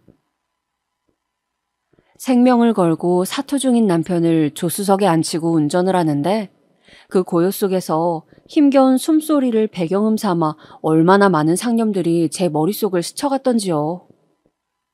그 캄캄한 고속도로를 달리는데 별별 순간들이 다 떠올랐습니다. 아침이 밝았을 때 저희 차는 서울 삼성병원의 정문을 통과하고 있었어요. 부랴부랴 응급실로 들어가서 바로 호흡기부터 달았습니다. 남편의 진료 기록, 수술 자료 이런 것들을 다 가지고 갔기 때문에 그것들로 접수를 하고 대기를 했죠. 기다리는 동안의 그 시간이 영겁과도 같았습니다. 드디어 의사가 저희를 찾아왔습니다. 반가움에 일어서는데 의사가 그런 저를 따로 부르더라고요. 남편이 누워있는 자리에서 조금 떨어진 곳에서 대화를 나눴습니다. 중년의 남자 의사분이셨습니다. 삼성병원에서도 손꼽힐 만큼 아주 저명한 분이셨고 힘들게나마 일정을 잡게 되자 저희도 바로 여기로 왔던 것이었습니다. 그런 의사분께선 숱한 광경들을 많이 봐오셨고 경험해 오셨겠죠. 그런 분이 저기 누워있는 남편과 제 얼굴을 번갈아 쳐다보더니 꽤나 머뭇거리시더군요. 그리고 정말 마지막이라는 간절한 희망과 함께 이곳까지 온 저에게 딱 한마디 짧은 소견을 주셨습니다. 지금 남편분의 생명이 풍전등화와도 같습니다. 듣자마자 저는 하마터면 주저앉을 뻔했습니다. 절대 잊혀지지가 않아요. 그 말과 그 순간이 풍전등화, 바람에 흔들리는 등불처럼 그만큼이나 제 남편의 상태가 심각하고 좋지 않단 결론이었습니다. 심지어는 해줄 수 있는 조치가 전혀 남아있지 않다고 했습니다. 이제 끝이라는 판결을 받은 생명 앞으로 나아가 그 얼굴을 보며 얘기할 자신이 제겐 없었습니다. 그때 울먹이며 발을 동동 구르고 있던 저에게 다가온 사람이 있었습니다. 전혀 뜻밖이었습니다. 병원에 정기적으로 선교 봉사를 온다고 자신을 소개하신 분은 나이가 지긋한 분이셨습니다. 들어보니 환자들을 위해 기도하고 따뜻한 말을 건네주는 활동을 하고 계셨습니다. 모든 용기를 잃고 절망에 빠져있던 저와 함께 그분은 제 남편에게로 가주셨습니다. 그리고 기도를 해주셨는데 저도 모르게 눈물이 줄줄 흘렀습니다. 그 기도가, 그 모습이 그렇게 처절할 수가 없었습니다. 누군가가 누군가를 위해, 생판 모르는 존재를 위해 저렇게도 온 힘을 다할 수가 있구나 하는 생각이 들면서 그 간절함이 온 주변에 퍼지는 느낌이었습니다. 제 남편도 기도를 받으며 눈물을 흘렸습니다. 그분은 집에서 싸온 도시락이 있는데 좀 나눠 먹지 않겠냐며 권유를 해주셨습니다. 사경을 헤매는 환자가 있는데 제가 어떻게 끼니를 잘 챙길 수 있었겠어요. 간밤부터 아무것도 먹지 못했었기에 감사히 응급실 밖에서 도시락을 나눠 먹었습니다. 소식을 서로 전하자며 번호도 나눴습니다. 아무런 치료도 받을 수 없다는 사실을 알고 남편이 무덤덤하려 노력하는 게 보였습니다. 지체할 것 없이 지방으로 내려가기로 했습니다. 당시 앰뷸런스를 이용하면 비용이 수십만 원이었는데요. 그걸 들은 남편은 그 돈을 아껴야 한다며 그냥 다시 차로 돌아가자고 했습니다. 병원 관계자들이 당황해했죠. 환자분께선 앰뷸런스가 아닌 일반 차량 이용이 가능한 상황이 아닙니다. 극단적으로 말씀드리자면 가는 길에 임종을 맞으실 수도 있습니다. 그럼에도 남편은 완강했습니다. 결국 병원 약국에서 구입한 3만 원짜리 호흡기에 달랑 의지한 채 다시 여정에 올랐습니다. 당장 숨이 끊어져도 이상하지 않을 중환자와 함께 저는 화창한 오후의 고속도로를 달렸습니다. 지독한 투병으로 속뿐만 아니라 얼굴까지 까맣게 돼버려 생기라고는 전혀 없던 남편. 그럼에도 제가 이런저런 말을 걸면 호흡기를 갖다 댄 상태에서도 웃음을 지어 보이려고 아픈 몸을 들썩이던 모습이 아직도 생생합니다. 잠깐 들른 휴게소에서 잠을 깰 겸 막대 아이스크림을 샀는데 남편도 먹겠다고 해서 줘봤지만 설마 먹을 수 있을 거라고는 생각하지 못했습니다. 밥 한 톨도 넘기지 못한 지 꽤 됐었으니까요. 그런데 남편이 아이스크림을 먹더라고요. 심지어는요, 그 후론 호흡기를 아예 쓰지 않았습니다. 국내 최고의 병원, 권위 있는 의사가 당장 꺼져도 이상하지 않을 숨이라 했는데 말이죠. 신기하다는 말로 표현하기엔 부족한 일이었습니다. 남편이 자가호흡을 하고 있었습니다. 호흡기를 찾지도 않은 채 남은 길을 멀쩡히 갔습니다. 혹시 기적이 일어나 병이 없어졌나 싶었을 정도의 상황이었습니다.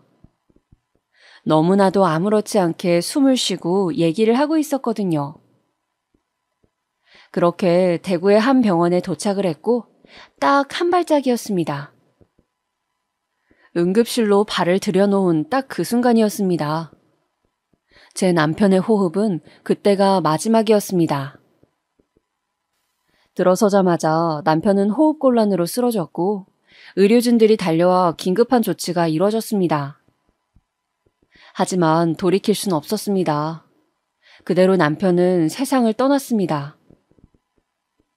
정말 허무했죠. 아까까지만 해도, 아니 방금 전까지만 해도 너무나도 멀쩡히 호흡기도 없이 1시간 이상을 있었으며 자기 발로 걸어서 응급실에 들어왔으니까요. 그런 사람이 단 한순간에 가버리다뇨. 온통 경황이 없었는데 장례 절차란 걸 또 바로 준비해야 되더군요. 그런 와중에 한 통의 전화를 받게 되었습니다. 그날 오전에 서울 삼성병원에서 짧은 인연을 맺었던 선교사분이었습니다. 그 처절했던 기도가 떠올라 제 남편의 소식을 알려주는 게 맞겠다 싶어서 전화를 받았습니다. 그런데 전화를 받자마자 선교사분께서 놀라운 말씀을 하는 겁니다. 바깥분께서는 돌아가셨죠? 저는 정말 깜짝 놀라고 말았습니다. 맞다. 조마까 세상을 떠났는데 이걸 어떻게 아셨냐고 묻자 사실 병원에서 바깥분을 위해 기도를 할 때 저는 기도의 답을 들었습니다. 지금 곧 하늘로 데려가겠다는 응답이었습니다. 그래서 제가 정말 애걸복걸했습니다. 눈물, 콧물 다 쏟으며 기도했습니다.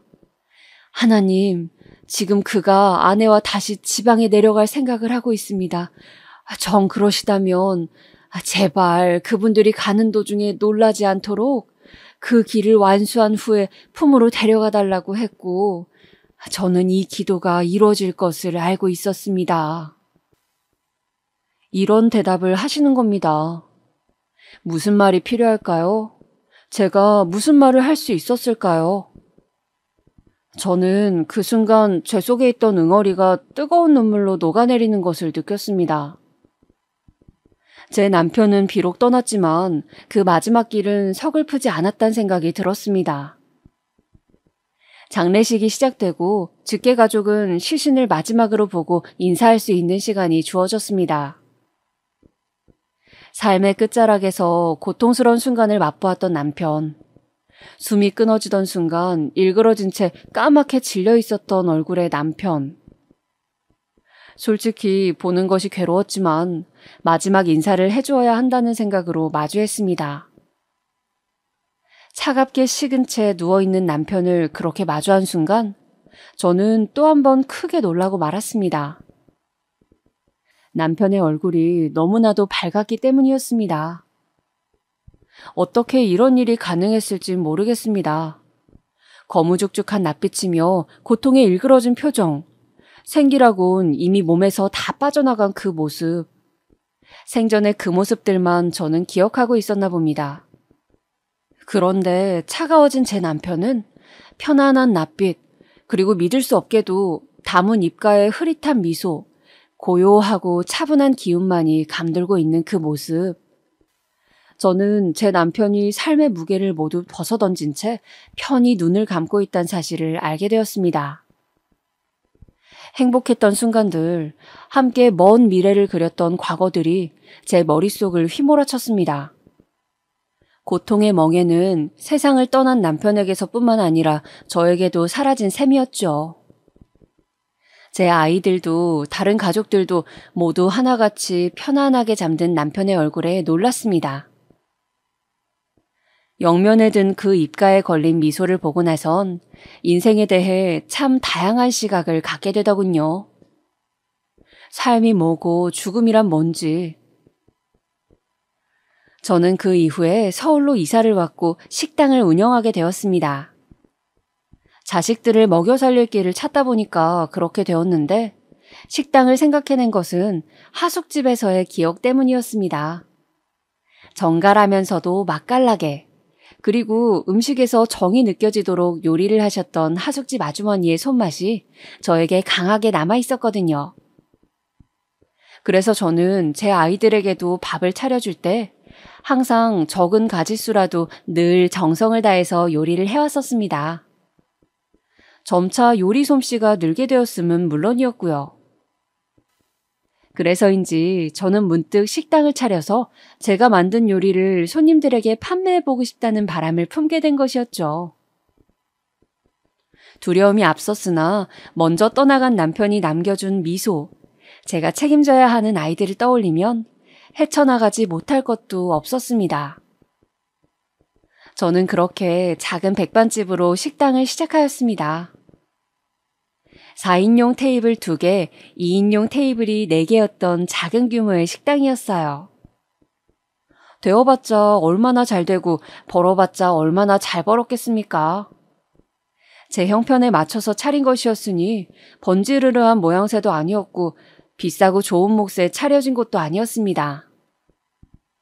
그런데 바로 이런 자그마한 백반식당이 문전성시를 이루었다면 여러분들은 믿어지십니까?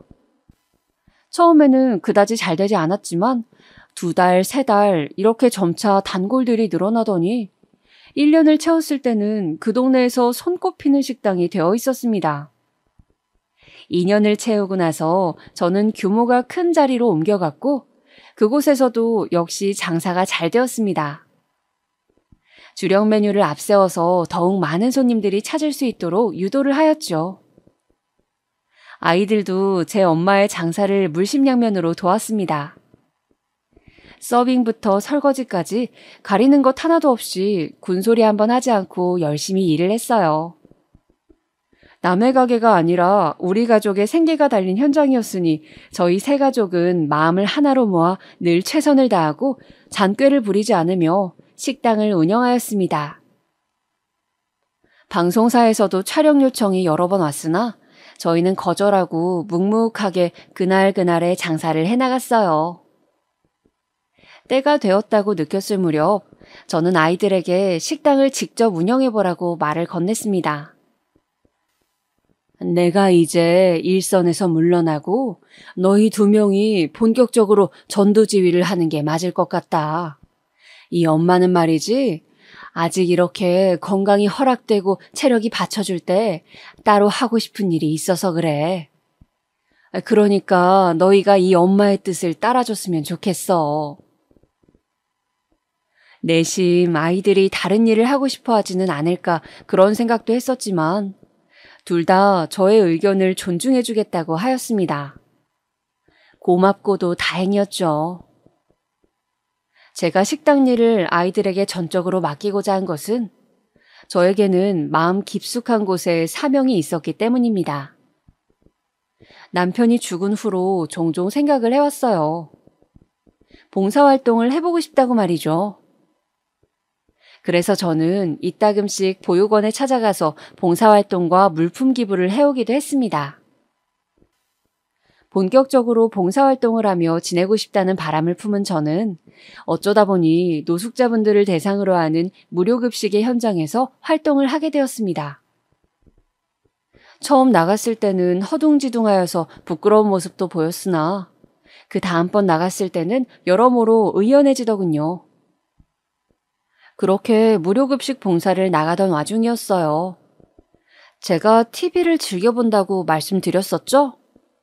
잘 보는 예능 중에 하나가 미운오리 새끼라는 프로그램인데 출연자가 20년 전에 인연을 맺었던 하숙집 할머니를 찾아가는 에피소드가 마침 반영되었습니다. 아기 때 부모님이 이혼을 하셔서 친할머니 손에 자랐었는데 친할머니가 돌아가신 후 어린 나이에 혼자서 하숙을 하게 되었다는 사정이 있었더라고요. 어라? 나랑 비슷한 구석이 좀 있는 것 같네. 그러고 보니까 하숙집 아주머니 아저씨 지금 뭐하고 사실까?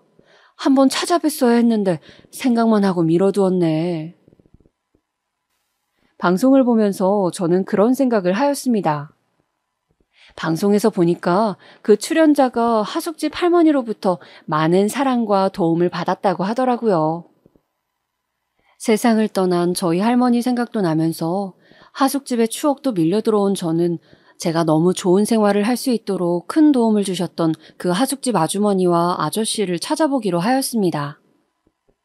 그 하숙집을 다시 찾아가 본 것입니다. 저는 옛날 그때의 기억을 되살려 보면서 그 하숙집을 찾아가 보았지만, 분명 이 자리였는데 지금은 완전히 다른 건물이 들어서 있잖아. 그럼 하숙집은 아예 형태조차 남지 않고 사라지게 된 거야? 아니, 세월이 흘렀다지만 어쩜 이렇게 상황이 변해 있을 수가 있지? 하숙집은 그 자리에 남아있지 않았습니다. 저는 그 주변의 골목을 다니면서 혹시나 하숙집을 운영하셨던 부부, 그 두 분의 소식을 알고 계신 분이 있지 않을까 싶어서 찾아보았습니다. 그러나 제가 길에서 만난 동네 어르신들은 그 시절의 하숙집 사정이 어떻게 되었는지 모르고 계셨어요. 실망 끝에 발길을 돌리려고 했는데, 저기 그 짝에서 하숙집 운영했던 부부. 거기 내가 금술이 참 좋았지. 어떤 할머니께서 저에게 그런 말씀을 하시는 게 아니겠어요? 놀랍고도 반가운 마음에 저는 그 두 분의 소식을 아느냐고 여쭤봤습니다. 글쎄, 여기 이 짝 동네에서 뜬 지 한참 오래되었을걸. 내가 알기로는 거기 아줌마가 많이 아팠나 그랬었어. 네? 하숙집 아주머니께서 아프셨다고요? 그래서 하숙집 운영을 그만두신 거예요? 그런 것까지는 내가 알지 못하고 하여간에 많이 아프다는 소식만 내가 들었네. 그 이후로는 몰라. 꽤 지나간 이야기인걸. 알게 된 일말의 소식은 너무나도 의외의 내용이었습니다. 알고 나니까는 걱정스러운 심정이 앞서더군요. 그 이야기를 듣는 것 외에는 아무런 소득도 없이 오래간만에 발을 들이게 된 그 동네를 떠나야만 했습니다. 저는 봉사활동에서 만난 분들과 의기투합해서 무료 밥차를 운영해보게 되었는데요. 저는 어쩌면 그날따라 하숙집 아주머니와 아저씨를 머릿속에 담고 있었는지도 모르겠어요. 그렇기에 놀랍고도 따스한 기적으로 연결이 되었다고 저는 생각을 하고 있습니다. 무료 밥차 앞으로 다가오신 어떤 노숙자 한 분이 계셨습니다. 왜 나만 양을 적게 주는 거야? 나도 그것 좀 더 줘요. 차별하지 말고 더 달라고. 언뜻 보기에도 다른 분들보다 결코 양을 적게 배식해드린 것이 아니었는데 그저 막무가내로 우기시는 목소리가 크게 울려 퍼졌습니다. 그런데 저의 시선을 그대로 고정시킨 것은 멀찍이서 바라본 그 노숙자분의 얼굴이 아주 묘한 기시감을 불러일으켰기 때문입니다. 왜 내가 방금 저분을 보면서 낯이 익다고 느꼈지? 그런 생각을 하던 찰나였습니다. 어차피 더 줄 거면 그냥 바로 줬으면 될 것이지. 사람을 이렇게 큰 소리 내게 만들고 말이야. 재차 들려온 목소리에 번뜩 정신이 들었어요. 왜냐하면 저는 하숙집 내외 두 분을 떠올리고 있던 와중이었기 때문에 연결이 되었던 것입니다. 저는 그만 쥐고 있던 국자를 챙강 떨어뜨리고 말았습니다. 그리고는 떨리는 걸음으로 그분에게 다가갔습니다. 식사를 위해 자리에 앉으신 그분의 맞은편으로 다가가 조심스레 얼굴을 살펴보았어요. 헬쑥한 모습에 처음 한순간에는 긴가함인가 하였지만 저를 올려다보는 그분의 눈빛을 확인한 순간에는 확신이 들었습니다. 세상에, 맞으시죠? 하숙집 아저씨! 누군데 나를 하숙집 아저씨라고 부르는 거요? 장안동 하숙집 아저씨, 맞으시구나. 저 모르시겠어요? 못 알아보시겠어요? 내가 장안동에서 하숙집을 했던 것은 맞는데. 저 유순이에요, 아저씨. 저를 순이라고 부르셨고요. 저보고 애가 순하다면서 순이라고 부르면 딱이라고 아저씨께서 그러셨잖아요. 순이라는 별명 저한테 아저씨께서 지어주셨잖아요. 기억 안 나세요? 그 순간 노숙자분, 아니 하숙집 아저씨의 손에서 수저가 미끄러졌습니다. 지난 세월을 건너뛴 아저씨의 눈동자가 저를 알아보고 있었습니다. 그래, 기억이 나고 말고 그때의 얼굴이 지금도 그대로 남아있네. 이렇게 다시 보게 되다니 내가 지금 이 모양 이 꼴이라서 영 민망하구나. 미안하지만 자리를 피해줬으면 좋겠다. 아저씨, 어떻게 되신 거예요? 제가 마침 얼마 전에 하숙집이 있던 자리에 가봤는데 아무것도 남아있지 않더라고요. 흔적조차도요. 그런데 동네에 계시던 분이 아주머니께서 크게 아프셨다고 그런 말씀을 해주셔서 도대체 그 후로 어떻게 지내셨을지 궁금하고 걱정이 되던 참이었어요. 아저씨, 이렇게 다시 만나 뵙게 된 것이 저는 결코 우연이라고 생각하지 않아요. 운명이라고 생각하고 말씀 좀 해주세요. 잘 사시던 분이 어쩌다 지금 이런 행색으로 계신 거예요? 네? 자꾸 제 시선 피하지 마시고요. 제가 눈물 고인 눈으로 자꾸 여쭤보자 아저씨께서는 깊은 한숨과 함께 말씀을 꺼내주셨습니다. 이따위 인생 더 이상 열심히 살아보지 않기로 마음먹은 지 오래됐다. 네? 아주머니는 어디 계시는데요? 이미 그 사람은 세상 떠난 지 오래야. 천인공노할 일을 당해서 그렇게 되었다. 의료사고였지. 저는 손으로 입을 틀어막아야 했습니다. 아주머니께서 비교적 간단한 수술을 받으시던 도중 의료사고를 당했고 그 후유증으로 고생하시다가 세상을 뜨셨다는 겁니다. 그 충격으로 아저씨께서는 울분으로 해당 병원과 싸우셨지만 결국 연달아 법정 다툼에서 패소를 하셨다고 합니다. 아저씨께서는 어이없는 사고로 하나뿐인 배우자를 잃었을 뿐더러 아무런 보상도 받으시지 못하였고 되려 기나긴 법정 싸움을 진행하느라 막심한 비용을 들이셔야만 했다고 합니다. 그 후로 아저씨께서는 공허함을 달래기 위해 술독에 묻혀 사셨고 점차 가족들로부터 외면을 받게 되셨대요. 그러다가 가족들이 아저씨를 정신병원에 집어넣으려고까지 했다고 하는 겁니다. 그걸 아신 아저씨께서는 다시 집으로 돌아오지 않겠다 선언하시고는 영영 가족들의 곁을 떠나버리셨대요. 그 후로는 계속 노숙자로 사셨다고 합니다. 그 사연을 듣는 동안 저는 가슴에 사무치는 슬픔과 안타까움을 느꼈고 동시에는 미약한 안도감을 맛보았습니다. 아저씨께서 극한으로 치달으시기 전에 내가 아저씨를 다시 뵐 수 있어서 정말 다행이구나. 늦지 않았구나. 저는 곧장 아저씨께 저와 함께 갈 것을 청하였습니다. 아저씨께서는 화들짝 놀라시며 절대 그럴 수 없다고 하셨죠. 그 눈빛에서는 인간에 대한 불신 같은 게 조금 비치는 듯 하였습니다. 의료사고로 아주머니를 보내야 했으니 그리고 기나긴 병원과의 싸움에서 처절한 결과물을 받아드신 데다가 가족들과도 완전히 틀어지셨으니 아저씨에게 신뢰의 감정이란 아주 흐릿하게 남아있는 흔적 같은 것이었습니다. 그런 아저씨를 저는 설득하고 또 설득하였습니다. 제가 일찍이 결혼을 하였다가 사별을 한 이야기를 해드리자 아저씨께서는 깜짝 놀라셨죠. 그럼 네가 혼자 애를 둘이나 키웠단 말이야? 이런 안 된 일을 보았나? 그 모습에서 저는 예전에 사려 깊던 아저씨의 면모를 고스란히 찾아볼 수 있었습니다. 늘 세심하게 남을 신경 써주고 배려해 주었던 그런 모습을 말이죠. 남편을 떠나보내고 다시 서울로 돌아와 식당을 차린 이야기를 시작하자 아저씨께서는 바로 걱정스러운 눈빛을 하셨습니다. 제가 식당을 차렸다가 망하기라도 했을까봐 염려하는 모습이었죠. 저는 살포시 웃으면서 말씀드렸어요. 아저씨, 제가 차린 식당이 얼마나 잘 됐는 줄 아세요? 사람들이 줄을 서서 먹었어요.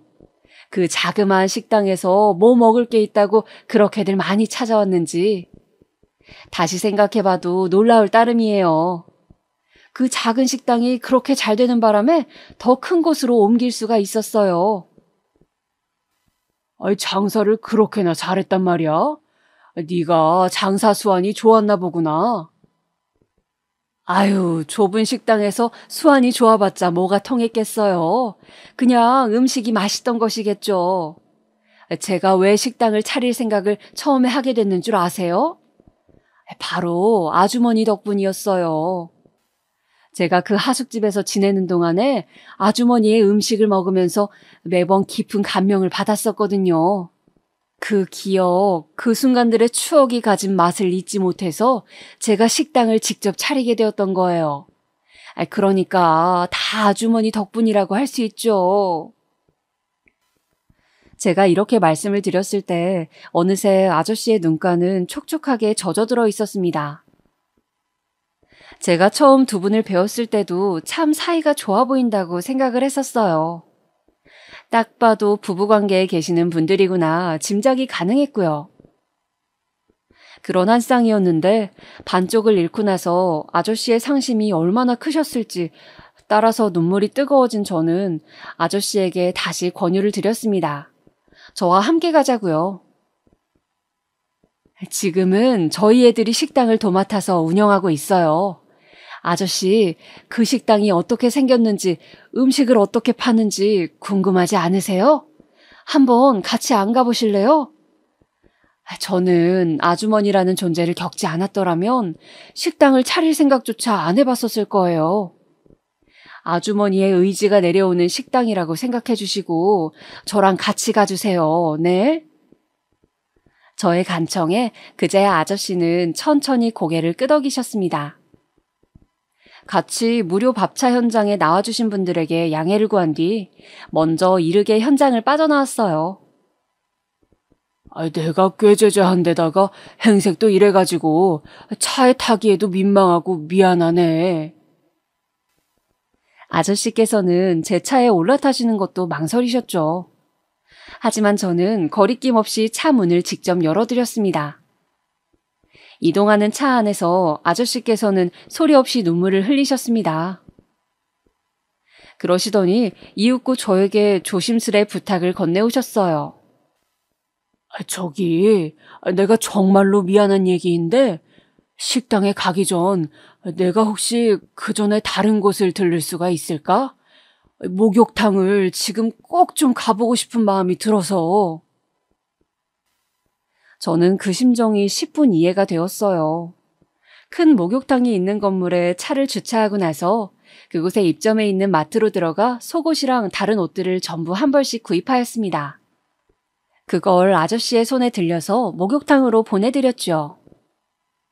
그리고 저는 아저씨가 나오기를 기다리는 동안 저희 아이들한테 전화를 해서 상황을 알려주었습니다. 그랬더니 둘 다 난리가 났어요. 둘 다 제가 겪었던 하숙집의 이야기를 익히 알고 있었으니까요.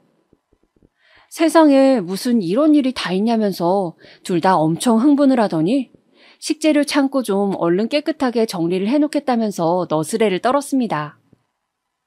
말끔하게 씻고 새 옷차림으로 나오신 아저씨는 그제야 제 기억 속의 모습과 가까워졌습니다.